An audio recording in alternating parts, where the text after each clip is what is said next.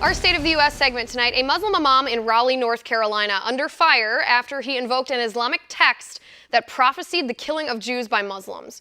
Now, during his sermon at the local mosque, the imam, whose name is Abdullah Qadra, called for the destruction of everybody who wishes evil on Muslims. And then he called on his congregation to continue to take back land from Jews, saying, and this is his quote, "The prophet gave us the glad tidings that at the end of time we will fight those Jews until the rocks and the trees will speak, 'O Muslim, this is a Jew behind me.'" Listen.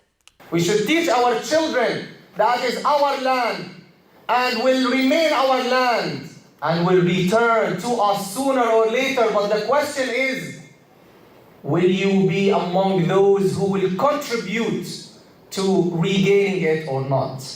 And Rasulullah sallallahu alayhi wa sallam gave us the glad tidings that at the end of the time, we will fight those Jews until the rocks and the trees will speak, "O Muslim, this is a Jew behind me." These occupiers and aggressors and murderers, they can never take our holy city. Only if we are dead. If you are dead, they can do to you whatever you can. But if we are truly alive, they cannot. And may Allah subhanahu wa ta'ala make us of those who are alive, who are aware of their holy places, who are defending their religion, and who move by all possible means to defend their rights. May Allah subhanahu wa ta'ala liberate al-Masjid al-Aqsa from the hands of the aggressors and the occupiers. May Allah subhanahu wa ta'ala destroy everyone who wants evil for Islam and Muslims. With me now, former IDF soldier and former NYPD officer, Micha Danzig. Micha, thanks for joining.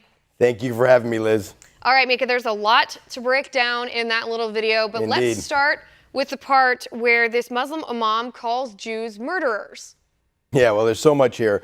First of all, the frightening aspect of this is not just what this one imam said, but the fact that, I mean, first of all, you and I have talked about other imams, including two recently in California about 5 months ago, who gave speeches quoting from that same hadith. And by the way, in that hadith, it doesn't only say that the rocks and the trees will say, "Here is a Jew," but the ending to that is, which everybody who listens to it in that mosque, I'm guaranteeing you knows, is, "Come kill them." Right? That's what the rocks and trees are supposed to implore the Muslims to do, according to this hadith, which is a horrific hadith. But the scary thing about this is, not only do we have two imams who said things like this in sermons just 5 months ago, roughly, in California, but in just the last 30 days, in addition to this imam in Raleigh, we have two other imams, one in Houston, Texas, and the other one in New Jersey, who said equally heinous things, calling out for the murder of Jews by members of their congregation.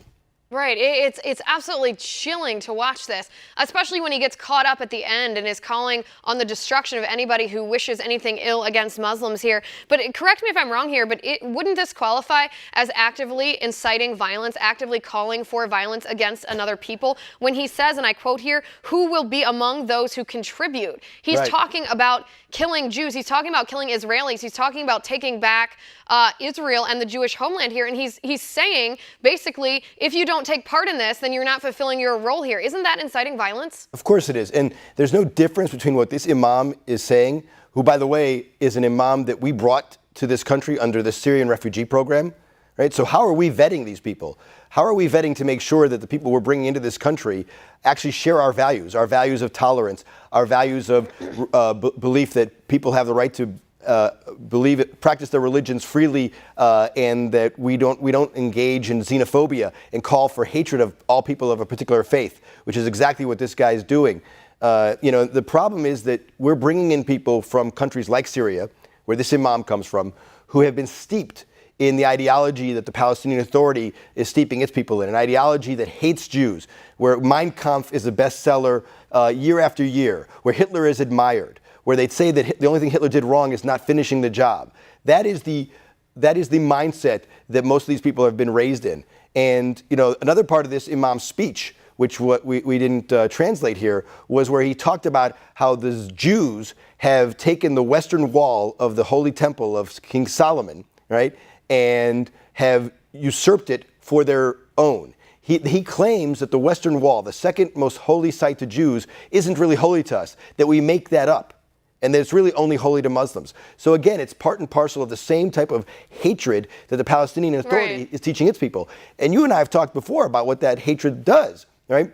When you teach people that Jews are inferior, that Jews are like a virus, that Jews make up history and lie about their holy places, then it's very easy to go out and kill Jews. And we see that in the Palestinian Authority, where so many 16, 17, even 13-year-old boys and girls are willing to run around stabbing any Jew they can find. Well, we see that here too. It's not just the Palestinian people. I mean, we see that too. This guy, this Imam, he's an educator at this mosque. It's called the Raleigh Islamic Center. By preaching this kind of hatred, this mosque, the Raleigh Islamic Center, has turned out 5 radicalized terrorists within the past couple years. That's no coincidence. Exactly. It's correlated to vitriol spewed by people like this. Exactly what he got caught on camera saying. There is a connection between making sermons like this, preaching hatred, and people being radicalized and going out and killing Americans and Jews. And he's part of the reaction that. to this? Where is? I mean, it's wonderful that you're talking about this, but where is the rest of the media on this? Why isn't there greater outrage? Imagine if a priest or a minister or a rabbi was giving a sermon calling for the murder of everybody of a specific group or race. Imagine the outrage. And that is, one of them did it. Here we have, in the last 6 months alone, at least 6 different imams from all over the country: New Jersey, Houston, Texas, Davis, California, Riverside, California, Raleigh, North Carolina, all saying unbelievably hateful, xenophobic things, calling for the murder of Jews. And where is the media on this? Where is the outrage? It's not just the media. Where's that panel that you and I discussed a couple of weeks ago, that panel on anti-Semitism that Linda Sarsour was on? Clearly, these people are highly tuned in to this sort of rhetoric. This is not something where it's like, well, I didn't condemn that because I didn't hear about it. I would have if I'd heard. These people, Linda Sarsour and her cronies, are highly tuned in to instances like this, yet we hear nothing from them as they sit there and claim to be fighters against anti-Semitism here. It's absolutely ridiculous. Micha, I appreciate you coming on the show as always. Thanks for being here. Of course. Thank you for having me. All right, we've got a good one for you next. The Committee to Protect Journalists names President Trump as their top press oppressor of 2017, which makes perfect sense given Trump's record of arresting and killing journalists who disagree with him, right? Oh, wait, no, Trump has never done any of that. Hit me up on Twitter at Liz_Wheeler over the break, and we'll see you back here in just a moment.